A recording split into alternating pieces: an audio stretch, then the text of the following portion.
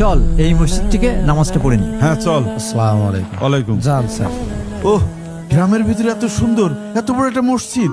আজানের সময় আছে, চল একটু বসি। হ্যাঁ চল। একটু দাঁড়া। এই সাত্তার না? জি ভাই, আপনাকে তো ঠিক চিনতে পারলাম না। তুই আমাকে চিনলি না? আমি টিপু।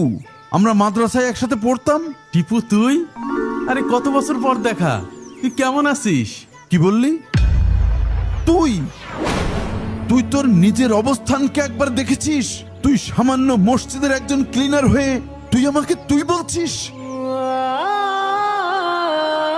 টিপু, মসজিদে এসে এইভাবে কথা বলিস না প্লিজ। আরে থাম, তুই আমাকে স্যার বলবি? স্যার? জি স্যার, আমার ভুল হয়েছে। টিপু, এইসব কথা বাদ দে। বাদ দেবো কেন?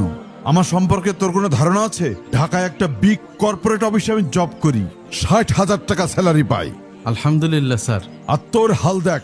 ছি, এই মসজিদ কমিটি থেকে তোকে কত বেতন দেয়? 1500 না 3000 টাকা? যা পাই চলে যায় আলহামদুলিল্লাহ। কিন্তু তুই তো বলতিস বড় হয়ে বিজনেসম্যান হবি।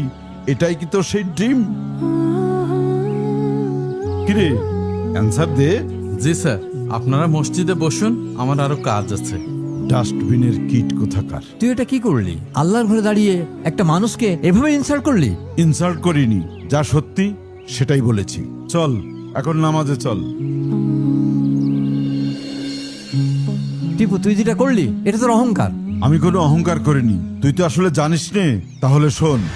সাত্তার, মাদ্রাসার লাইনে পড়ে কি করবি তুই? কেন ব্যবসা করব? আল্লাহ তো ব্যবসার মধ্যেও বরকত দান করেছে। তুই করবি ব্যবসা? টাকা পাবি কনে? তোর আব্বা তো রিক্সায় চালায়।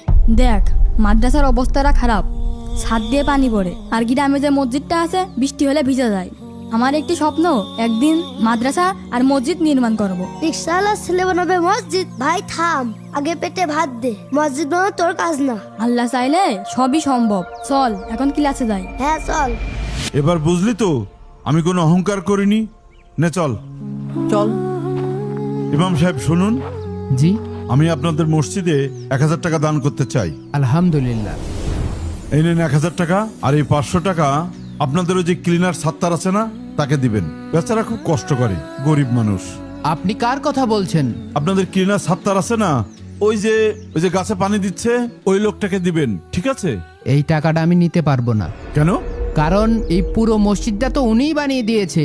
শুধু মসজিদ না, মসজিদ, মাদ্রাসা, এতিমখানা, এই সব কিছু উনি বানিয়ে দিয়েছেন। দেখুন, আপনার কোথাও ভুল হচ্ছে, অসম্ভব। আমার মোটেও ভুল হচ্ছে না। ঢাকাতে নাকি আল বারাকা গ্রুপ না